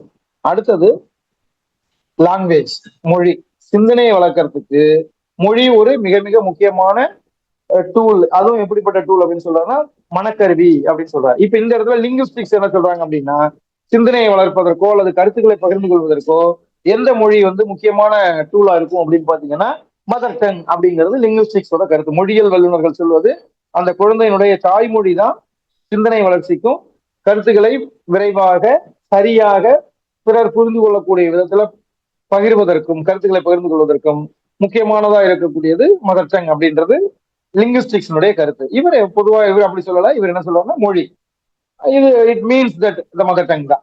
ஸோ மென்டல் டூலாக, மன கருவியாக மொழி இருக்கும் அப்படின்னு சொல்றாரு. அப்போ இவருடைய வைகோட்ஸ்கியினுடைய அந்த கோட்பாட்டின்படி, சோசியோ கல்ச்சுரல் தியரியின் படி 3 விஷயங்கள் குழந்தையினுடைய காக்னிட்டிவ் டெவலப்மெண்ட்டுக்கு முக்கியமானதா இருக்கு. ஒன்னு சோசியல் இன்டராக்ஷன், இன்னொன்னு கல்ச்சர், இன்னொன்னு லாங்குவேஜ். சோசியல் இன்டராக்ஷன் அப்படிங்கிற இடத்துல குழந்தை அதை சுற்றி இருக்கக்கூடிய வீட்டில் இருக்கக்கூடிய பெற்றோர், பெரியவர்கள், பள்ளியில் இருக்கக்கூடிய ஆசிரியர்கள், சக நண்பர்கள், தெருவில் இருக்கக்கூடிய மற்ற நண்பர்கள், இவங்களோட எல்லாம் பழகும் பொழுது அதனுடைய கற்றல் மற்றும் சிந்தனை வேகமா வளரும். இதுதான் சோசியோ இன்டராக்ஷன் அப்படின்னு சொல்றாங்க. சோசியல் இன்டராக்ஷன், சமூக தொடர்புன்றது இந்த பாட்டுல. ரெண்டாவது, அந்த குழந்தை எந்த பண்பாட்டுல வளருதோ அந்த பண்பாடு, அந்த பண்பாட்டில் இருக்கக்கூடிய நடைமுறைகள், அந்த கஸ்டம்ஸ் அண்ட் பிலீஃப்ஸ் சொல்லுவோம். ஸோ அந்த நடைமுறையை சார்ந்த நம்பிக்கைகள், இதெல்லாம் வந்து அந்த குழந்தையினுடைய சிந்தனையை வடிவமைக்கக்கூடியதா இருக்கு. Shaping the thinking of the child அப்படின்றது அந்த பண்பாடு செய்கிறது. அடுத்தது, குழந்தை தன்னுடைய கருத்துக்களை, சிந்தனையை வளர்த்துக் கொள்வதற்கு, அந்த கருத்துக்களை வெளிப்படுத்துவதற்கு முக்கிய கருவியா இருக்கக்கூடியது மொழி, லாங்குவேஜ் அப்படின்றத சொல்றாரு. ஸோ அப்ப இந்த சோசியோ கல்ச்சுரல் தியரி படி 3 விஷயங்கள் குழந்தையினுடைய அறிவு வளர்ச்சியில வைட்டல் ரோல் பண்ணது. ஒண்ணு சோசியல் இன்டராக்ஷன், சமூக தொடர்பு, கல்ச்சர்ங்கிற பண்பாடு, லாங்குவேஜ் மொழி, இந்த 3 இருக்கு. இப்ப இதன் அடிப்படையில ஒரு 3 கான்செப்ட்ஸ் அவர் சொல்றாரு, 3 முக்கிய கருத்துக்களை சொல்றாரு. அதுல ஃபர்ஸ்ட் ஒனுக்கு பேர் என்ன அப்படின்னு பாத்தீங்கன்னா, ஜோன் ஆஃப் ப்ராக்சிமல் டெவலப்மெண்ட், அண்மை வளர்ச்சி மண்டலம் அப்படின்னு நம்ம சொல்றோம். ஒரு மண்டலமா அவர் சொல்றாரு. என்னன்னா, மிக முக்கியமான ஒரு அவரோட பகுதி இது. இது என்னன்னா ZPD அப்படின்னு ஞாபகம் வச்சுக்கோங்க. ZPDனா ஜோன் ஆஃப் ப்ராக்சிமல் டெவலப்மெண்ட், அண்மை வளர்ச்சி மண்டலம் அப்படிங்கிற அந்த மண்டலம். இந்த மண்டலம் என்ன செய்யுது அப்படின்னா, ஜோன் ஆஃப் ZPDங்கிற ஜோன் ஆஃப் ப்ராக்சிமல் டெவலப்மெண்ட்ல ஒரு குழந்தை தானா செய்யக்கூடிய செயல்கள் அல்லது பெரியவர்கள் அல்லது பெற்றோர்கள் மற்றவங்களுடைய வழிகாட்டுதலோடு செய்யக்கூடிய செயல்கள், இந்த ரெண்டுக்கும் நடுவில் இருக்கக்கூடிய இடைவெளிக்கு பேர் தான் ஜோன் ஆஃப் ப்ராக்சிமல் டெவலப்மெண்ட் அப்படின்னு அவர் சொல்றாரு. தானா செய்யக்கூடிய குழந்தை, இப்ப பாத்தீங்கன்னா ஒரு பிறந்த அந்த பிறந்ததுல இருந்து ஒரு குறிப்பிட்ட காலம் வரல குழந்தைக்கு அதனுடைய இயற்கை உபாதிகளை போக்குறதுக்கு, பல் விளக்குறதுல இருந்து குளிக்கிறதுல இருந்து எல்லாத்துக்கும் பெரியவங்களோட சப்போர்ட் தேவைப்படும். ஒரு குறிப்பிட்ட ஸ்டேஜுக்கு பிறகு இந்த குழந்தை தானாக செய்ய ஆரம்பிக்கும் இல்லையா? இப்ப இந்த மாதிரி, ஆனா அதுக்கு அந்த ஸ்டேஜ்லயும் கூட ஒரு இப்ப 50 குழந்தை தானாவே எழுந்து பல் விளக்கி குளிச்சு எல்லாம் பண்ண ஆரம்பிக்குது அப்படின்னா கூட அந்த ஸ்டேஜ்லயும் சில செயல்களை அந்த குழந்தையால தானா செய்ய முடியாது, பெரியவர்களுடைய வழிகாட்டுதலோட தான் செய்ய முடியும். ஸோ இந்த மாதிரி அந்த ஸ்டேஜுக்கு சொன்ன மாதிரி தானா செய்யக்கூடிய செயல்கள், பெரியவர்களுடைய வழிகாட்டுதலோடு செய்யக்கூடிய செயல்கள், இந்த ரெண்டுக்கும் நடுவுல இருக்கக்கூடிய அந்த இடைவெளி இருக்கு இல்லையா, அந்த இடைவெளிக்கு பேர் தான் ஜோன் ஆஃப் ப்ராக்சிமல் டெவலப்மெண்ட், அண்மை வளர்ச்சி மண்டலம் அப்படின்னு சொல்றாரு. இந்த ZPD அப்படிங்கிற ஜோன் ஆஃப் ப்ராக்சிமல் டெவலப்மெண்ட் அப்படிங்கிற இந்த மண்டலத்துக்குள்ள இருக்கும் பொழுது குழந்தை புதிய திறன்களை மிக எளிதாக கற்றுக்கொள்ளும். அந்த ஜோன் ஆஃப் ப்ராக்சிமல் டெவலப்மெண்ட், இது முக்கியமான ஒரு கருத்தை அவர் சொல்லியிருக்காரு. ஜோன் ஆஃப் ப்ராக்சிமல் டெவலப்மெண்ட்ல இருக்கும் பொழுது குழந்தைகளுடைய கற்றல் வேகமாக நிகழும், விரைவாக நிகழும், அது மட்டும் இல்லாம அது எளிதாகவும் நிகழும் அப்படின்னு அவர் சொல்றாரு. இந்த வரம்புல கற்றல் சிறப்பானதாக இருக்கும் அப்படின்றத அவர் சொல்லியிருக்கிறார். இது ஒரு பார்ட். ரெண்டாவது என்ன சொல்லியிருக்காரு, அந்த 3 கீ கான்செப்ட்ல ரெண்டாவது கான்செப்ட் என்ன அப்படின்னா ஸ்கஃபோல்டிங். ஸ்கஃபோல்டிங் அப்படின்னா, ஸ்கஃபோல்டு அப்படின்றது என்னன்னா இந்த சாரம் கட்டுதல். இப்ப நம்ம வந்து பாத்தீங்கன்னா இந்த கட்டட பணி செய்யறவங்க, கட்டடத்துக்கு இந்த வண்ணம் பூசுறவங்க, இந்த மாதிரிலாம் பெயிண்டர்ஸ் எல்லாம் இருப்பாங்களே, ஸோ அவங்களாம் அந்த உயரமான கட்டடங்கள்ல ஏறி வேலை செய்யறதுக்கு அந்த சவுக்கு மரங்கள், அந்த மூங்கில் மரங்களால கட்டி இப்போ எல்லாம் இரும்புல எல்லாம் அந்த மாதிரி இருக்கு. ஸோ அந்த சாரம் அமைத்து அது மேல ஏறி நின்று அவங்களுடைய பணிகளை செய்வாங்க. அந்த சாரக்கட்டுக்கு பேர் தான் நம்ம என்னன்னு சொல்லுவோம் அப்படின்னா ஸ்கஃபோல்டிங் சொல்லுவோம். அந்த மாதிரி இப்ப இங்க அந்த ஸ்கஃபோல்டிங் என்ன மீனிங் அப்படின்னா, ஒரு துணையா இருக்கக்கூடிய உதவி அல்லது ஒரு தாங்கிக் கொள்ளக்கூடிய உதவிக்கு இருக்கக்கூடிய அந்த வேலையை செய்து முடிப்பதற்கு உதவக்கூடிய ஒரு அமைப்பை தான் நம்ம ஸ்கஃபோல்டிங் அப்படின்னு சொல்றோம். சோ இப்போ அந்த மாதிரி தாங்குதல் அப்படின்னு சொல்றோம்ல, சரி அப்படி கூட வச்சுக்கோங்க. அந்த தாங்குதல் அப்படிங்கிற அந்த சாரக்கட்டு அந்த மாதிரியான ஒரு துணையா இருக்கக்கூடிய பகுதியில் அவர் எதை சொல்றாரு அப்படின்னா, the temporary support given by teacher or parent for the child to learn the new thing. ஒரு புதிய விஷயத்தை கத்துக்கிறதுக்காக இந்த குழந்தைக்கு பெற்றோரோ ஆசிரியரோ உதவிகளை எல்லாம் செய்வாங்க இல்லையா, அந்த உதவிகள் தற்காலிகமா தான் இருக்கணும். அந்த தற்காலிகமாக செய்யக்கூடிய உதவிகள் அல்லது வழிகாட்டுதல்களுக்கு பேர் தான் ஸ்கஃபோல்டிங் அப்படின்னு சொல்றாரு. இந்த ஸ்கஃபோல்டிங் செய்யும் பொழுது அந்த கற்க தொடங்கும் பொழுது இந்த ஸ்கஃபோல்டிங் தேவைப்படும். அதுக்கப்புறம் அந்த ஸ்கஃபோல்டிங் படிப்படியாக நிறுத்தப்பட்டுரும். ஸோ இப்போ அதான் சொல்றாரு, குழந்தைய இந்த செயலை செய்யறதுக்கு கத்துக்கிட்டதுக்கு பிறகு இந்த தற்காலிக உதவிங்கிறது கொஞ்சம் கொஞ்சமாக கட்டுப்படுத்தப்பட்டு விடும் அப்படிங்கிறதா. இப்போ அந்த குழந்தை வந்து ஒரு சைக்கிள் ஓடாது, நம்ம வந்து ஏர்லி சைல்டுகுள்ள சொன்னோன்னு காலையில சொல்லும் பொழுது, நடக்க ஆரம்பிக்கும் பொழுது அந்த குழந்தை கையை பிடிச்சி அல்லது நடவண்டி வச்சு ஏதோ ஒன்று வச்சு நடக்க ஆரம்பிக்கிறதுக்கு நம்ம ஸ்கஃபோல்டு பண்ணுவோம். அப்புறம் குழந்தை ஓரளவு நடக்க ஆரம்பிச்சதுக்கு பிறகு நம்ம அதை விட்டுருவோம். அது மாதிரி தான். அதே மாதிரி இப்போ ஒரு சைக்கிள் ஓட்ட கத்துக்கிறது அல்லது பைக் ஓட்ட கத்துக்கிறது, இதெல்லாம் வந்து ஆரம்பத்துல நம்ம கூட ஒருத்தர் இருந்து நம்ம கத்துக் கொடுப்போம். ஈவன் அது அடல்ட்ஹுட்ல கூட புதிய விஷயத்தை கத்துக்கிறது. இப்ப கார் ஓட்டுறது கத்துக்கிறோம், ஆஃப்டர் 18 தான் லைசன்ஸே வாங்க முடியும். அப்ப 18க்கு பிறகு கூட இது தேவைப்படும். அப்ப அதை கத்துக்கும் பொழுது அந்த டிரைவிங் கத்துக்கிறதுக்கு ஒருத்தர் இருந்து பயிற்சி கொடுப்பாங்க. அதுக்கப்புறம் தான் தனியா நம்ம ஓட்ட ஆரம்பிக்கும். ஸோ அந்த மாதிரி அந்த செயலை தனியா செய்ய கத்துக்கிற வரையிலும் இந்த தற்காலிக உதவி அப்படிங்கிறது தரப்படும். அப்ப அந்த உதவியை கொஞ்சம் கொஞ்சமா குறைச்சி முடிவா நிறுத்திடுவாங்க. அப்ப அந்த குழந்தை தானாவே செய்யும். ஸோ இப்ப இதுதான் வந்து ஸ்கஃபோல்டிங் அப்படிங்கிற அந்த கருத்தை அவர் சொல்றாரு. அடுத்தது மோர் நாலேஜபிள் அதர்ஸ் அப்படின்னு ஒரு சொல்றாரு. MKO அப்படின்னு ஒரு முக்கியமான இதை சொல்றாரு. அது என்ன மோர் நாலேஜபிள் அதர்ஸ் அப்படின்னா யாருன்னா, அந்த கத்துக்கிற குழந்தையை விட எந்த கான்செப்ட் அந்த குழந்தை கத்துக்குதோ அந்த கான்செப்ட்ல அதிக அறிவு, திறன் அல்லது அனுபவம் கொண்ட நபர்களை MKO அப்படின்னு இவர் சொல்றாரு. இப்போ இந்த குழந்தை ஒரு கணிதத்துல ஒரு புதிய கருத்தை கத்துக்குதுன்னு வச்சுக்குவோம். அல்ஜிப்ரா கத்துக்குது ஒரு 8ஆவதுல படிக்கிற ஒரு குழந்தை அப்படின்னா, அந்த குழந்தைக்கு இந்த அல்ஜிப்ரா கணக்கு முழுசா புரிஞ்சிக்க முடியல. அப்போ அந்த அல்ஜிப்ராவை நல்லா தெரிஞ்ச ஒரு ஆசிரியர் சொல்லி கொடுக்குறாங்க அப்படின்னா அவர் MKO. இல்ல வீட்டுல அந்த குழந்தையோட அம்மாவோ அப்பாவோ அல்ஜிப்ரா நல்லா அந்த குழந்தைக்கு புரியுற மாதிரி சொல்லி கொடுக்குறாங்க அப்படின்னா அவங்க தான் அந்த MKO. இல்ல அந்த குழந்தையினுடைய சக மாணவர் ஒரு பியர் குரூப்ல இருக்கக்கூடிய ஒரு பாய் அல்லது கேர்ள் நல்லா சொல்லி கொடுக்குறாங்க அப்படின்னா அவங்க தான் அந்த MKO. அப்போ அந்த கற்றுக்கொள்ளக்கூடிய குழந்தைய எந்த கான்செப்ட கத்துக்குதோ அந்த கான்செப்ட்ல அந்த குழந்தையை விட நல்ல திறன், அறிவு, அனுபவம் கொண்டிருக்கிற ஒருத்தருக்கு பேர் MKO. அந்த MKOன்றது ஆசிரியரா இருக்கணும் அல்லது பெற்றோர் அப்படிலாம் இல்லை. யாரா வேணாலும் இருக்கலாம். ஆசிரியரா இருக்கலாம், பெற்றோரா இருக்கலாம், அல்லது கம்ப்யூட்டர் அந்த மாதிரி ஏதாவது டூலா இருக்கலாம். இப்போ வந்து நம்ம AI டூல்ஸ் வந்துருச்சு எல்லாத்துக்கும். ஸோ அந்த மாதிரி இருக்கலாம். அல்லது ஒரு சக நண்பராக பியரா கூட இருக்கலாம். பட் அவங்க இந்த எந்த கான்செப்ட் அந்த குழந்தை கற்றுக்கொள்கிறதோ அதுல அந்த குழந்தையை விட திறன் மிக்கவர்களா இருந்தா அவங்க மோர் நாலேஜபிள் அதர் அப்படின்னு சொல்றாரு. MKO அப்படின்னு சொல்றாரு. ஸோ இந்த 3 விஷயங்கள் இவருடைய சோசியோ கல்ச்சுரல் அப்படிங்கிற அந்த கான்செப்டுக்குள்ள முக்கியமானது. ஒண்ணு வந்து ZPD அப்படிங்கிற zone of proximal development, ZPD. இது ஃபர்ஸ்ட் குழந்தை கற்றுக்கொள்ளக்கூடிய அண்மை வளர்ச்சி மண்டலம் அப்படிங்கிற அந்த ஜோன் ஆஃப் ப்ராக்சிமல் டெவலப்மெண்ட். இன்னொன்னு ஸ்கஃபோல்டிங், அந்த குழந்தைக்கு அந்த திறனை பெற வரையிலும் உதவக்கூடிய ஒரு பகுதி. மூணாவது MKO அப்படிங்கிற அதிக மோர் நாலேஜபிள் அதர், அதிக அறிவு திறன் கொண்ட ஒரு நபர் அப்படிங்கிறது அதர்ஸ் அப்படின்றது. இதோட அடிஷனலா என்ன சொல்லியிருக்காரு அப்படின்னா, லாங்குவேஜ் இருக்கு இல்லையா, மொழி. அப்ப மொழி வந்து சிந்தனையையும் சிந்தனைக்கான தொடர்பையும் ஏற்படுத்தக்கூடியது மொழி. அப்போ குழந்தைகளுடைய தனிப்பட்ட பேச்சு அப்படின்னு சொல்லக்கூடிய அந்த பிரைவேட் ஸ்பீச் இதெல்லாம் வந்து சிந்தனையாக உள்வாங்கப்படுகிறது. குழந்தை தனிப்பட்ட முறையில அதுக்கிட்ட நம்ம பேசுறோம் அப்படின்னா அப்ப அந்த குழந்தையினுடைய சிந்தனை என்னன்றதை நம்ம தெரிஞ்சுக்க முடியும். அந்த சிந்தனை சரியான முறையில இருந்ததுன்னா அதை நம்ம வளர்த்தெடுக்க முடியும். அதுக்கு இந்த பிரைவேட் ஸ்பீச் அப்படிங்கிற தனிப்பட்ட பேசக்கூடிய அந்த இது உதவும் அப்படின்றது இவர் சொல்லியிருக்காரு லாங்குவேஜை பொறுத்தவரையிலும். அடுத்தது கல்ச்சுரல் டூல்ஸா இருக்கக்கூடிய கலாச்சார கருவிகள். இது நம்ம ஏற்கனவே கலாச்சாரம்ன்ற கான்செப்டுக்குள்ள நம்ம பத்தி சொல்லியிருக்கோம். மொழியை தாண்டி கலாச்சாரம் சார்ந்து அந்த அந்த கலாச்சாரத்தை பின்பற்றக்கூடிய இடத்துல இருக்கும் பொழுது அந்த குழந்தை அது சார்ந்த பிரச்சனைகளை எப்படி கையாளணும் அப்படிங்கறது அந்த குழந்தைக்கு சிந்தனையில அந்த இதெல்லாம் ஏற்படுகிறது. இந்த கலாச்சாரம் சார்ந்த பிரச்சனைகளை புரிந்து கொள்வதற்கு, தீர்ப்பதற்கு வேண்டிய அந்த ஆற்றலை அல்லது அறிவை அந்த தரக்கூடியதாக கல்ச்சுரல் டூல்ஸ்ங்கிறது இருக்கு அப்படின்னு சொல்லியிருக்காரு. அப்போ சோசியல் ரிலேஷன்ஷிப், கல்ச்சுரல் டூல்ஸ், அப்புறம் லாங்குவேஜ், இது மூணு விஷயங்கள் அந்த குழந்தைகளுடைய காக்னிட்டிவ் டெவலப்மெண்ட்ல இம்பாக்ட் ஏற்படுத்தக்கூடியதுன்னு சொல்லியிருக்காரு. இதுக்காக அவர் சொல்லியிருக்கிற 3 கீ கான்செப்ட்ஸ் என்னென்ன அப்படின்னு பார்த்தோம்னா, ஒன்னு ZPD அப்படிங்கிற ஜோன் ஆஃப் ப்ராக்சிமல் டெவலப்மெண்ட், அது அந்த குழந்தை கற்றுக்கொள்வதற்கு உள்ள மண்டலமாக இருக்கிறது.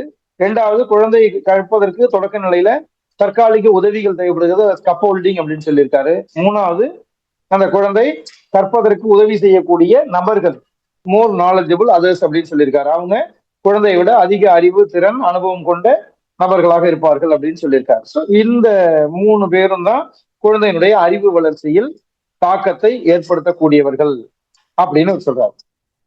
இன்னொன்னு மொழி வளர்ச்சி நிலைகள் அப்படின்றதுல என்ன சொல்லியிருக்காருன்னா, அந்த மொழியை பத்தி அவர் பேசினார் இல்லையா, அப்ப மொழியை பத்தி பேசுறதுல மூணு நிலைகள் என்ன இருக்கு அப்படின்னு பாத்தீங்கன்னா, சமூக பேச்சு அப்படின்னு சொல்லக்கூடிய சோசியல் ஸ்பீச். 2 வயது முதல் மற்றவர்கள்ட்ட பேசுறதுக்காக குழந்தை பேசக்கூடிய அந்த பேச்சுகள்லாம் வந்து சோசியல் ஸ்பீச் அப்படின்னு சொல்றாரு. குழந்தையினுடைய அறிவு வளர்ச்சியில, சிந்தனை திறன் வளர்ச்சியில லாங்குவேஜோட பங்கு என்ன அப்படிங்கறத இதன் மூலமா அவர் சொல்ல வர்றாரு. சோசியல் ஸ்பீச் அப்படிங்கிற சமூக பேச்சு 2 வயது முதல் அந்த குழந்தை இந்த மாதிரி பேச ஆரம்பிக்குது, மற்றவங்கள்ட்ட பேசுறதுக்காக பேசக்கூடியது. அடுத்தது பிரைவேட் ஸ்பீச் அப்படிங்கிறது 3 வயதுக்கு மேல அந்த குழந்தை பேச ஆரம்பிக்கிறது. இது குழந்தை ஒரு வேலை செய்யும் போது தனக்கு தானே பேசிக்கிறது. இது நம்ம எங்க பார்ப்போம் அப்படின்னா, அந்த குழந்தைகள் விளையாடும் பொழுது, படிக்கும் பொழுது தனக்கு தானே எதையாவது பேசிட்டு செய்வாங்க. ஸோ இது வந்து அந்த குழந்தைக்குள்ள ஏற்படக்கூடிய ஒரு செல்ஃப் ரெகுலரைசேஷனையும், ஒரு சுய கட்டுப்பாட்டை, ஒழுங்குமுறையை ஏற்படுத்தக்கூடியதாக இது இருக்கும்.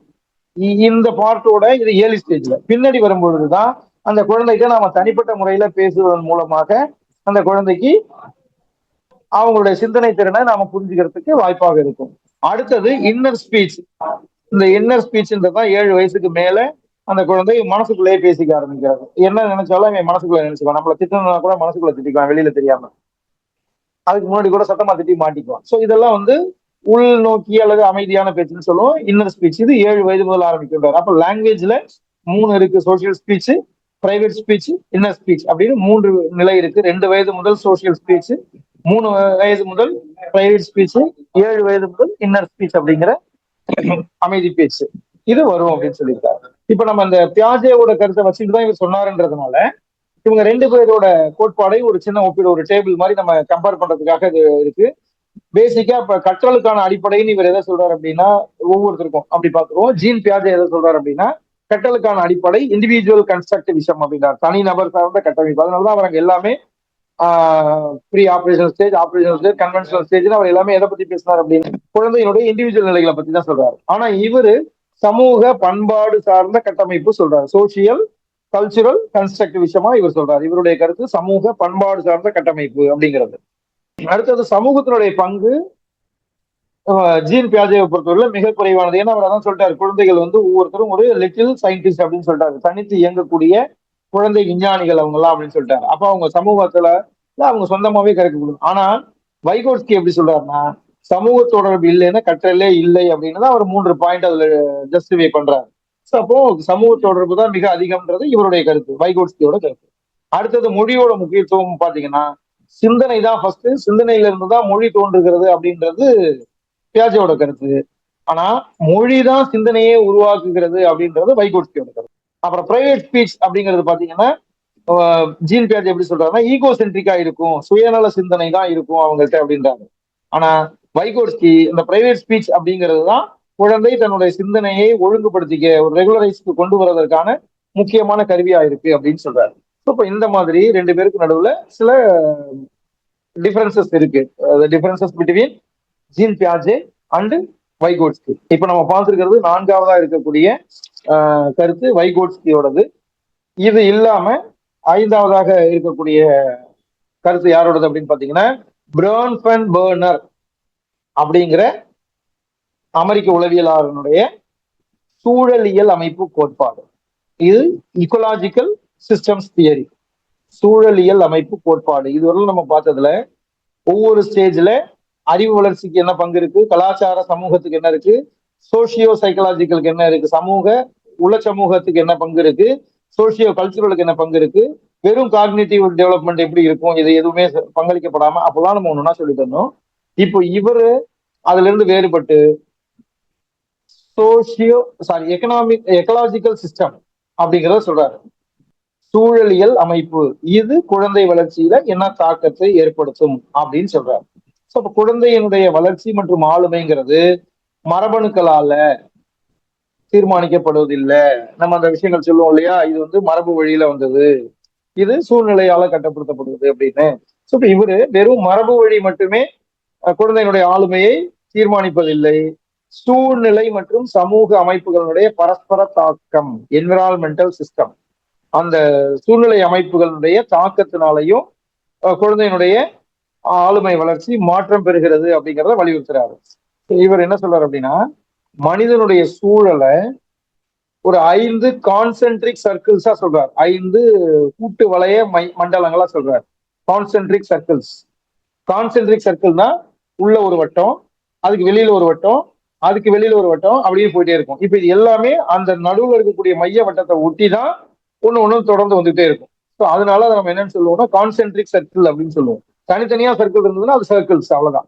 பட் இது 5 சர்க்கிள் இருந்தாலும் 5ம் ஒண்ணுக்குள்ள ஒண்ணு இருக்கும். ஃபர்ஸ்ட் உள்ள circle inner circle, second circle, third circle, fourth circle, fifth சர்க்கிள்னு அந்த 5 சர்க்கிளும் ஒன்னோட ஒண்ணுக்குள்ள இருக்கும். ஒண்ணுக்குள்ள ஒண்ணா இருக்கக்கூடியதுதான் கான்சென்ட்ரிக் சர்க்கிள்ஸ் நம்ம சொல்லுவோம். இப்ப அந்த மாதிரி கூட்டு வளையங்களா இருக்கக்கூடிய சூழல் தான் மனிதனுடைய வளர்ச்சி கோட்பாடு அப்படின்னு இப்ப இந்த பிரான்ஃபர்னர் சொல்றாரு. இந்த 5 மண்டலங்கள் என்னென்ன, என்விரான்மெண்டல் சிஸ்டம்ஸ் என்னென்ன அப்படின்னு பார்த்தோம்னா 5 சூழலியல் மண்டலங்கள்ல பாத்துக்கிட்டீங்களா? ஏத்திட்டேன் சார், ஏத்திட்டேன். உங்களுக்கு வந்திருக்கும் பாருங்க. மைக்ரோ சிஸ்டம், அகமண்டலம் அல்லது நுண்ணிலை மண்டலம் அப்படின்னு நம்ம சொல்றோம். இதுதான் குழந்தையோட அந்த 5 சர்க்கிள்ல உள்ளுக்குள்ள இருக்கக்கூடிய ஃபர்ஸ்ட் சர்க்கிள் அப்படின்னு வச்சுக்கோங்க. நம்ம இப்ப அப்படி வச்சுக்கோங்க. ஃபர்ஸ்ட் இருக்கக்கூடிய சர்க்கிள் அப்படின்னு எடுத்துக்கோங்க. இந்த சர்க்கிளை சுத்தி தான் 5 வட்டம் நம்ம போடுவோம். இது முதல் வட்டம், இன்னும் 4 வட்டம் இதை சுத்தி வெளியில போட போறோம் அப்படின்னு வச்சுக்கோம். சோ இப்ப இந்த மைக்ரோ சிஸ்டமா இருக்கக்கூடியது அகமண்டலம் அல்லது நுண்ணிலை மண்டலம். ஏன் இதை சொல்றோம் அப்படின்னா குழந்தையோட நேரடி தொடர்புல இருக்கக்கூடிய அந்த சூழல் இதுதான். குழந்தையோட நேரடி தொடர்புல இருக்கக்கூடியதுன்னா யாரு? பெற்றோர், உடன் பிறந்தவர்கள், பள்ளி ஆசிரியர்கள், குடும்ப உறுப்பினர்கள், அண்டை வீட்டுல இருக்கக்கூடியவர்கள், நெருங்கிய நண்பர்கள், இவங்க எல்லாரும் சேர்ந்ததுக்கு பேரு தான் மைக்ரோ சிஸ்டம் அப்படிங்கிற அகமண்டலம். First circle. இந்த சர்க்கிள்ல ஏற்படக்கூடிய தாக்கம் என்ன பண்ணும் அப்படின்னா குழந்தையினுடைய நடத்தையை நேரடியாகவும் உடனடியாகவும் பாதிக்கும். ஏன்னா இவங்க அவ்வளவு க்ளோஸா தொடர்புல இருக்கக்கூடியவங்க, நேரடி தொடர்புல இருக்கக்கூடியவங்க இந்த மண்டலத்தை சேர்ந்தவர்கள். அப்போ இதுல நேர்மறையான அனுபவம் ஏற்பட்டாலும் சரி, எதிர்மறையான அனுபவம் ஏற்பட்டாலும் சரி, குழந்தைக்கு அது குழந்தையினுடைய நடத்தையில மிக விரைவாக தாக்கத்தை நேரடியாக ஏற்படுத்தும் அப்படின்றத அகமண்டலத்துடைய. அப்போ அகமண்டலம் அந்த அளவுக்கு முக்கியமானதா இருக்கு. அகமண்டலத்துக்கு அடுத்து இருக்கக்கூடிய சர்க்கிளுக்கு பேரு மீசோ சிஸ்டம். இந்த மிசோ சிஸ்டம் அல்லது மீசோ சிஸ்டம், இந்த சிஸ்டம் எது அப்படின்னு பாத்தீங்கன்னா குழந்தையோட அந்த நெருங்கிய சூழல்களுக்கு இடையே இருக்கக்கூடிய உறவு அப்படிங்கிறது இந்த மிசோ சிஸ்டத்துல வருது. இது எப்படி சொல்லலாம் அப்படின்னா இப்ப ஒரு அகமண்டலத்தையும் நம்ம எடுத்துக்கலாம். இப்ப வீட்டுல இருக்கும் பொழுது குழந்தையினுடைய அகமண்டலம் மைக்ரோ சிஸ்டம் எதுவா இருக்கும்? வீட்டுல உள்ள பெற்றோர், உடன் பிறந்தவர்கள், மற்ற குடும்ப உறுப்பினர்களா இருக்கும். இப்ப இதே அந்த குழந்தை தெருவுக்கு வெளியில போகும்போது மைக்ரோ சிஸ்டத்துல யார் வருவா? அந்த தெருவில் இருக்கக்கூடிய அந்த குழந்தையினுடைய ஒத்த வயதுல இருக்கக்கூடிய அந்த பேர் குரூப் யாரோட எல்லாம் விளையாடுதோ அவங்க எல்லாம் இருப்பாங்க. ஸ்கூலுக்கு போகும்போது அகமண்டலத்துல யார் வருவா? ஸ்கூல்ல இருக்கக்கூடிய டீச்சர்ஸ், மற்ற பியர் குரூப், மற்ற கூட படிக்கக்கூடிய மாணவர்கள் வருவாங்க. ஸோ அப்ப அகமண்டலம் பள்ளியில இருக்கும்பொழுது ஒன்னா இருக்கும், வீட்டுல இருக்கும்போது ஒன்னா இருக்கும், தெருவுல வெளியில போகும்போது ஒன்னா இருக்கும். ஸோ இப்ப இந்த அகமண்டலங்களுக்கு இடையில இருக்கக்கூடிய தொடர்பு இருக்கு இல்லையா, அந்த தொடர்பு தான் இந்த மெசோ சிஸ்டம் அப்படிங்கிற சிஸ்டம். இப்போ இந்த சிஸ்டத்துல அகமண்டலத்துல குடும்ப அகமண்டலத்துல இருந்து பள்ளி அகமண்டலத்துக்கு போறோம். ஸோ இப்ப இது ரெண்டையும் கனெக்ட் பண்ணக்கூடியது யாரு? பள்ளியில நடக்கக்கூடிய விழாக்கள் அல்லது மீட்டிங்ஸ், பெற்றோர் ஆசிரியர் கழக மீட்டிங் அல்லது எஸ்எம்சி மீட்டிங், இந்த மாதிரி நம்ம நடத்தக்கூடிய மீட்டிங்ஸோ அல்லது பள்ளியில் நடக்கக்கூடிய விழாக்கள், ஆண்டு விழாவோ, விளையாட்டு விழா அல்லது மற்ற ஏதோ விழாக்கள் அப்படின்னா இதுதான் இந்த குடும்பம்ங்கிற அகமண்டலத்தையும் பள்ளிங்கிற அகமண்டலத்தையும் இணைக்கக்கூடியதாக இருக்கும். ஸோ இப்ப இந்த இடத்துல இவர்களுக்கு நடுவில் இருக்கக்கூடிய அந்த இணக்கம், உறவு நல்லா இருந்தது அப்படின்னா அது குழந்தையினுடைய வளர்ச்சியில சரியான தாக்கத்தை ஏற்படுத்தும். ஃபார் எக்ஸாம்பிள் இப்ப வீட்டுல பெற்றோர் அந்த குழந்தைக்கு அன்பு காட்டி நல்லா சொல்லிக் கொடுக்குறாங்க, சப்போர்ட்டா இருக்கிறாங்க. பள்ளிக்கு போகும்பொழுது ஆசிரியரும் அந்த குழந்தையினுடைய தேவைகளை புரிஞ்சுக்கிட்டு சொல்லிக் கொடுக்குறாங்க, வேண்டிய உதவிகளை செய்யறாங்க அப்படின்னா அப்ப ரெண்டு இடத்துலயும் இந்த குழந்தைக்கு இணக்கமான சூழல் ஏற்படுது அப்படின்னா this is the meso system that connects the micro system of family and the micro system of school. இதன் மூலமாக குழந்தையினுடைய வளர்ச்சி சீரா இருக்கு. இந்த மாதிரி ரெண்டு அகமண்டலங்களுக்கு இடையே இருக்கக்கூடிய அந்த மைக்ரோ சிஸ்டம் இடையே இருக்கக்கூடிய உறவுகளை காட்டக்கூடியதுதான் இந்த மெசோ சிஸ்டம் அப்படிங்கிற ரெண்டாவது மண்டலம் அப்படின்னு சொல்றாரு. மூணாவதா இருக்கக்கூடிய மண்டலம், மூணாவது சர்க்கிள், அது எக்ஸோ சிஸ்டம், வெளிமண்டலம் அப்படின்னு சொல்றாரு. வெளிமண்டலம் அப்படின்னா என்னன்னா இது குழந்தையினுடைய வளர்ச்சியில அல்லது ஆளுமை திறன்ல நேரடியாக பாதிப்பை ஏற்படுத்தாது, ஆனாலும் குழந்தையை பாதிக்கும். என்னதெல்லாம் இருக்கு அப்படின்னு பாத்தீங்கன்னா சோசியல் செட்டிங்ஸ், இன்ஃபுளுயன்சிங் இன்ஸ்டிடியூஷன்ஸ் அப்படிலாம் சொல்றாங்க. என்னென்ன அப்படின்னு பாத்தீங்கன்னா ஃபார் எக்ஸாம்பிள் பெற்றோரோட ஒர்க் பிளேஸ், பெற்றோர் வேலை செய்யக்கூடியது. இப்போ ஃபார் எக்ஸாம்பிள் அந்த பெற்றோர் அந்த குழந்தையினுடைய அம்மா வேலைக்கு போயிட்டு நைட்டு 8 மணி 9 மணிக்கு தான் வர்றாங்க, அந்த மாதிரியான பணிச்சூழல் அவங்க இருக்காங்க அப்படின்னா இந்த குழந்தை அதுக்குள்ள தூங்கியே இருக்கும். அப்போ இந்த குழந்தை என்ன பண்ண இருக்காதுன்னா அம்மாவோட அந்த ஸ்கூல்ல இருந்து வந்தது பிறகு அதை ஷேர் பண்ணணும்னு நினைக்கிற விஷயங்களை அவங்க அம்மா கிட்டயோ அப்பா கிட்டயோ ஷேர் பண்ணணும்னு நினைச்சா கூட ஷேர் பண்றதுக்கான வாய்ப்பு இல்லாம இருக்கும். ஸோ ஏன்னா அந்த குழந்தையால அதை செய்யறதுக்கான வாய்ப்பு இல்லாம இருக்கும். இப்ப இந்த இடத்துல அந்த குழந்தையினுடைய ஒர்க் அம்மாவோட அல்லது அப்பாவோட ஒர்க் பிளேஸ் வந்து நேரடியா அந்த குழந்தைக்கு சம்மந்தம் இல்லை. ஆனா அது அங்க இருக்கக்கூடிய கண்டிஷன்ஸ் இந்த குழந்தையினுடைய வளர்ச்சியில பாதிப்பை ஏற்படுத்துகிறது. அந்த குழந்தை சனி ஞாயிறுல தான் அம்மாவையோ அல்லது அப்பாவையோ பாக்குதுன்னு வச்சுக்கோங்க. அவங்களுக்கு நீங்க ஆபீஸ் லீவு அன்னைக்குதான் அந்த குழந்தை உங்களை பாக்குது. மற்ற நல்ல தாத்தா பாட்டியோ அல்லது மற்ற யார் இருக்காங்களோ அவங்க மூலமா தான் குழந்தை வளருது அப்படின்னா அப்போ அது அதனுடைய ஆளுமை வளர்ச்சியில தாக்கத்தை ஏற்படுத்தும். ஸோ இதுதான் என்ன சொல்றோம்னா எக்ஸோ சிஸ்டம், வெளிச்சூழல். ஆனா இந்த வெளிச்சூழல் மண்டலம் என்ன பண்ணாது அப்படின்னா நேரடியா குழந்தைக்கு இதுக்கு சம்மந்தம் இருக்காது. ஆனா அங்க நடக்கக்கூடிய அந்த நிகழ்வுகள் அந்த குழந்தையை இம்பாக்ட் பண்ணும். ஸோ அந்த மாதிரியால இருக்கக்கூடியது. இதுல அந்த மீடியா எல்லாமும் வருது. இந்த மீடியா சம்மந்தம் இல்லாம சில விஷயங்களை ஏதாவது சொல்லி விட்டுருவாங்க. அதெல்லாமும் அந்த குழந்தையினுடைய வளர்ச்சியில பாதிப்புகளை ஏற்படுத்தும். அதனால இந்த இந்த எக்ஸோ சிஸ்டம் அப்படிங்கிற வெளிச்சூழல் மண்டலம் குழந்தையினுடைய வளர்ச்சியில பாதிப்பை ஏற்படுத்தும். ஃபார் எக்ஸாம்பிள் இப்ப இந்த குழந்தையினுடைய பெற்றோர் வேற வேற ஊர்களுக்கு அரசு பணியில இருக்காங்க, வேற வேற ஊர்களுக்கு டிரான்ஸ்பர் பண்ணப்படுறாங்க அப்படின்னா அப்ப அந்த குழந்தைய அவங்க வந்து விடுமுறை நாட்கள்ல தான் வந்து சந்திப்பாங்க. அப்ப மத்த நாள்ல பார்க்கவே மாட்டாங்க அப்படின்னா அப்ப அதுவும் அந்த குழந்தைகிட்ட ஒரு தாக்கத்தை ஏற்படுத்தும். ஸோ அந்த மாதிரி இந்த எக்ஸோ சிஸ்டம் அப்படிங்கிறது மூணாவதா இருக்கக்கூடிய மண்டலம். இதுவும் குழந்தையினுடைய வளர்ச்சியில தாக்கத்தை ஏற்படுத்துகிறது. நாலாவது எது அப்படின்னு பாத்தீங்கன்னா மேக்ரோ சிஸ்டம் அப்படிங்கிற பேரமைப்பு அல்லது பெருமண்டல சூழல் அப்படின்னு சொல்றாரு. பெருமண்டலம் அல்லது பேரமைப்பு மண்டலம். இந்த மேக்ரோ சிஸ்டம் அப்படிங்கிறது என்னன்னு பாத்தீங்கன்னா அந்த குழந்தை வாழக்கூடிய அந்த சமூகம், அந்த சமூகத்துல இருக்கக்கூடிய மொத்த அந்த கலாச்சாரம் சார்ந்த மதிப்புகள், நம்பிக்கைகள், பழக்க வழக்கங்கள், சட்டத்திட்டங்கள் இது எல்லாம் சேர்ந்ததுதான் அந்த குழந்தையினுடைய பெருமண்டலமாக அமைகிறது, மேக்ரோ சிஸ்டமாக அமைகிறது. நாலாவது சர்க்கிளா இருக்கக்கூடியது.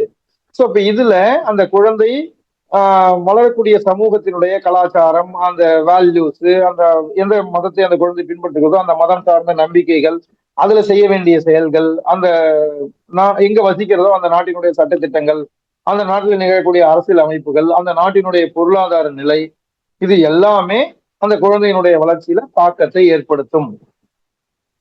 சோ இது மேக்ரோ சிஸ்டம் அப்படிங்கிற பெருமண்டலம் அப்படிங்கிற அந்த சூழலாக அமைகிறது. இப்போ இந்த இந்த இடத்துல அந்த எக்ஸாம்பிள் நம்ம கொடுத்துருக்கோம். நுகர்வோர் கலாச்சாரம், அந்த கன்சியூமர் சென்ட்ரிக்கா இருக்கக்கூடிய அந்த ஒரு கல்ச்சரோட வளரக்கூடிய அந்த சமூகத்தினுடைய குழந்தைக்கும் கூட்டு குடும்ப பண்பாடு இருக்கக்கூடிய சமூகத்துல வரக்கூடிய குழந்தைகளோட சிந்தனைக்கும் உள்ள வேறுபாடு இப்படி இருக்கும். அந்த கன்சியூமர் சென்ட்ரிக்கா இருக்கும், இது ஃபேமிலி சென்ட்ரிக்கா இருக்கும். ஸோ இந்த மாதிரி எல்லாம் இது எதை காட்டுது அப்படின்னா அந்த குழந்தை வளரக்கூடிய அந்த சூழல்ல இருக்கும். இப்ப பாத்தீங்கன்னா குழந்தை வளரக்கூடிய இடத்தினுடைய புவியியல் அமைப்பும் அதனுடைய அந்த இன அமைப்பு இந்த முறைகள் எல்லாமும் இந்த மேக்ரோ சிஸ்டத்துக்குள்ள வரும். இப்ப வெப்பமண்டலமா இருக்கக்கூடிய நம்ம பகுதியில் இருக்கக்கூடிய குழந்தைகளுடைய வாழ்க்கை முறை, தேவைகள் இது எப்படி இருக்கும்? இதுவே குளிர் பிரதேசங்கள் இருக்கக்கூடிய குழந்தைகளுடைய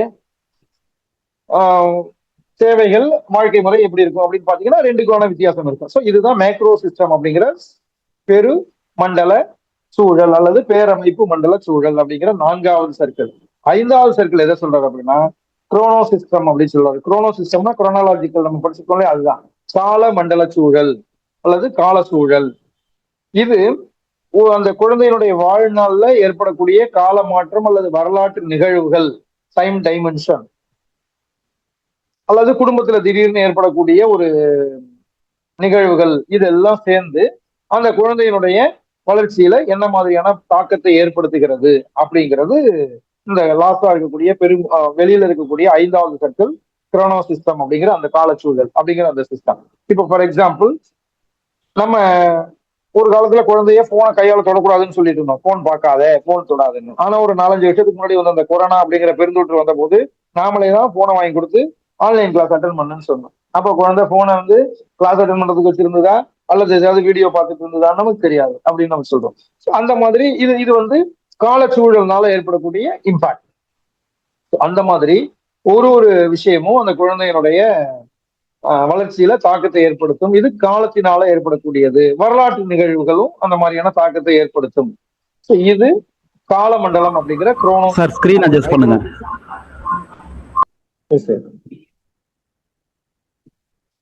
குரோனோ சிஸ்டம் அப்படிங்கிற காலமண்டல சூழல் ஐந்தாவதாக இருக்கக்கூடிய அந்த மண்டல சூழல். இப்ப இதுல பாத்தீங்கன்னா இவரோட 5 மண்டலம், இவ்வளவுதான் இவருடைய கருத்து.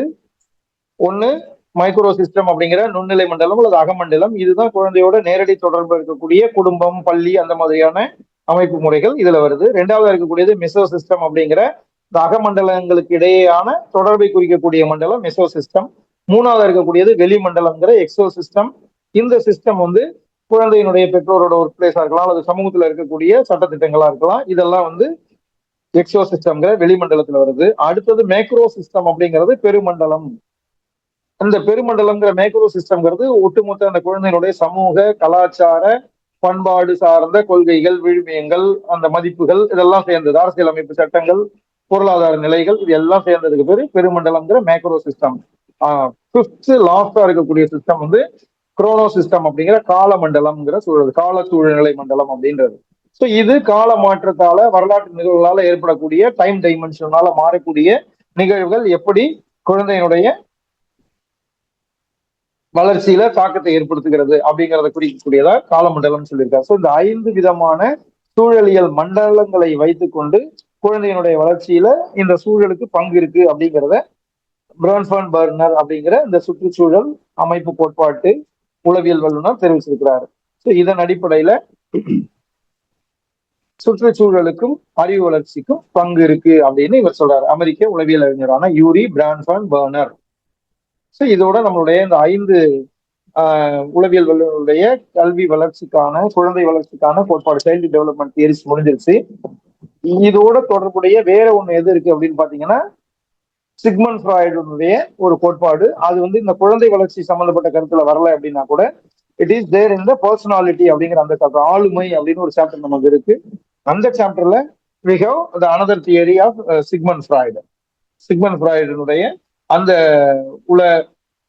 குழந்தை வளர்ச்சி கோட்பாடுன்றது நமக்கு இருக்கு. வில் டிஸ்கஸ் தட் இந்த 6th சாப்டர், அது 6வது சாப்டர் நமக்கு இருக்கு. அந்த சாப்டர் வரும்போது வில் டிஸ்கஸ் தட் சிக்மண்ட் ஃப்ராய்டோட அந்த கோட்பாடு. ஓகே. ஸோ இன்னைக்கு 2 வகுப்புகளையும் சேர்த்து நாம சைல்டு டெவலப்மெண்ட் தியரியினுடைய 5 உளவியல் வல்லுநருடைய 5 விதமான தியரிஸ் பார்த்திருக்கோம். கோல்பர்கோடது, ஜீன் பியாஜேவோடது, இப்போ கடைசியா பார்த்தது பிரான்ஃபர்ன் பர்னரோடது பார்த்திருக்கோம், அப்புறம் வைகோட்ஸ்கியோடது பார்த்தோம், அப்புறம் கோல்பர்கோடது பார்த்திருக்கோம். ஸோ இந்த 5 உளவியல் வல்லுநருடைய இந்த கோட்பாட்டின் அடிப்படையில ஒண்ணு ஒரு விதமாக குழந்தைகளுடைய வளர்ச்சியில தாக்கத்தை ஏற்படுத்துகிறது அப்படிங்கிற விஷயங்கள் நம்ம இருக்கும். இது ஒரு கம்பேரிட்டிவா நீங்க பார்த்தா தெரியும். ஒரு உங்களோட குறிப்புகளை வச்சுட்டு can do a comparative study. இவர் என்ன சொல்லியிருக்காரு, காக்னிட்டிவ் எப்படி சொல்லியிருக்காரு, ஈகோ சிஸ்டம் வரும்போது சூழலியல் எப்படி சொல்லியிருக்காரு, சோசியோ கல்ச்சரல் எப்படி சொல்லியிருக்காரு, சைக்கோ சோசியல் எப்படி சொல்லியிருக்காரு அப்படின்னு நம்ம இந்த எல்லாத்தையும் அந்த மாதிரி கம்பேரிட்டிவா பார்த்தோம்னா it will be easy for us to keep it in our memory. Okay, thank you. அடுத்த வகுப்புல வேற ஒரு சாப்டர்ல நம்ம ஸ்டார்ட்